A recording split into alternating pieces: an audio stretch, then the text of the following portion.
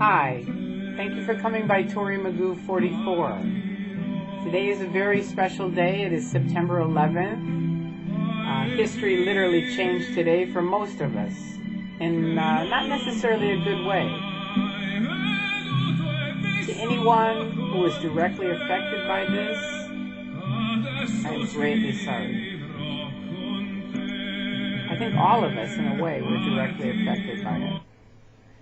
I'm going to turn off Andre.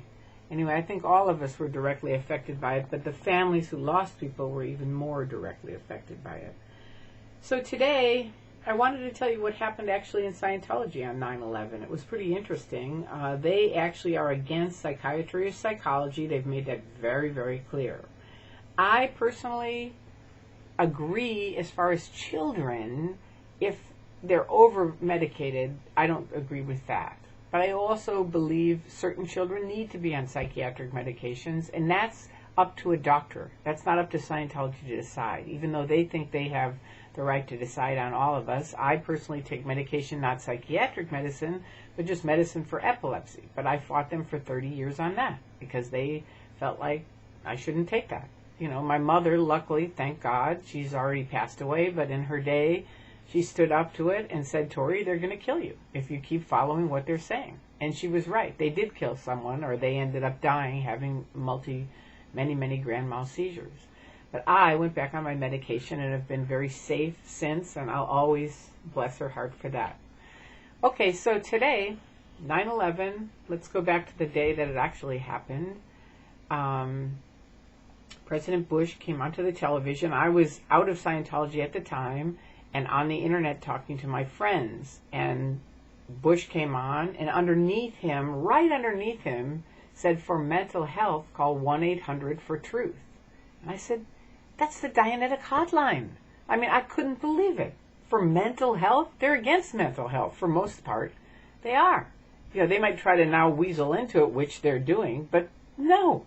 So we called Fox. Fox took it right off, not knowing it had anything to do with Scientology. They took it off.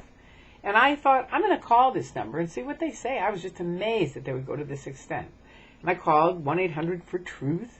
And this little 19-year-old girl, 17, 18, 19, answered and said, 1-800-for-truth. And I said, I can't believe you people are trying to say you're for mental health. And she said, well, you know, Dianetics, modern science of mental health. It was so pathetic to me that these people were literally, you know, it's unbelievable. They're completely against the mental health industry and anybody that does work in it. And yet here they were trying to, you know, con in on it. So that's the thing with Scientology. It is a giant con. And the thing that people ask me all the time is what draws people in? You know, why would they join something like this? Well, first of all, a lot of people who joined years ago when this knowledge that's out on the internet was not there. Okay, so that's number one.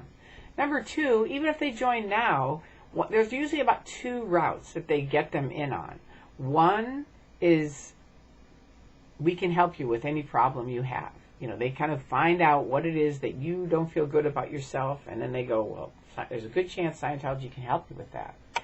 And that's one route. Another route is people like myself who wanted to help other people. I was in college, read Dianetics, thought, hey, this sounds great. You can make somebody clear, which type in clear and read about that. No. But at the time, I believed it. I thought so. I came from Chicago to Los Angeles to become an auditor and try to clear people and help them. So that's another way they really get people in, is that you're helping mankind. And the thing I'm going to say to people who are in, who happen to see this video, is look at their statistics. What did they help mankind with? I mean, they've got their little jingles. They'll tell you, well, you know, there was the tribe Jumbakunga with Kumbaya, and we got the study tech in there.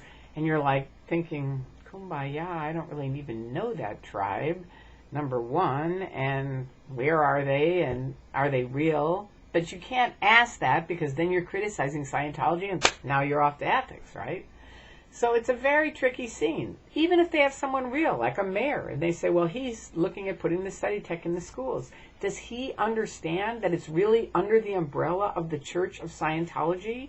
No. Does he understand that his direct impact is going to be underneath their umbrella? No. And they'll lie themselves and say, Way to Happiness has nothing to do with Scientology. Right, Scientology, Way to Happiness, Way to Happiness. But do they both report their statistics every week before Thursday at 2 up to the head of Scientology? Yes, they do. Okay, so they are part of it, one way or the other. Now, they're going to lie. They're chronic liars on that. Let's look at Way to Happiness. That's a great way to sucker in doctors, dentists. What they do is they call it safe-pointing Scientology. They go around, find the opinion leaders, people that people think a lot of, and they tell them, they survey the community, okay, this is the button, what they have upset with. The kids are worried about drugs. Okay, so Dr. So-and-so, we're here to help you. You know, we've got this book, Way to Happiness.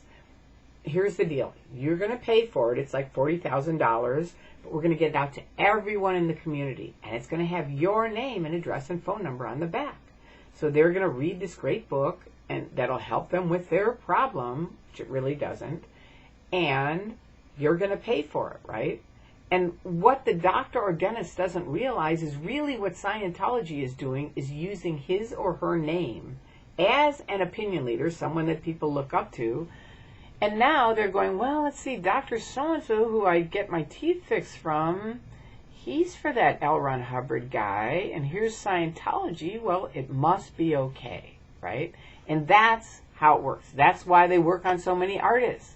Because if Tom Cruise thinks Scientology is great, it must be great, right? Because we all know Tom Cruise. He's, you know, we go to his movies, we watch him, we hear from him, you know, or whoever they can find who has a name, they want that person in Scientology. To help them, they say it is. Is it really? No. It really is to use that person's name and their power so that they can plug in on it and they can get more people into Scientology. Because you have to remember, it is a money game. Okay, bottom line, as much as you think when you're in, you're helping people, the truth of the matter is the guys running it are in it for the money. Hubbard was. He said, if you want to make money, start a religion. That's a quote from L. Ron Hubbard. Okay, the other thing you can look at is think of all the wonderful people in the world that you can think of that have started, created, helped people in huge ways who had nothing to do with Scientology. And they have had huge impact on mankind. And then you compare that to, well, what has Scientology done in 50 years? Granted, it's a short amount of time, and they'll say that.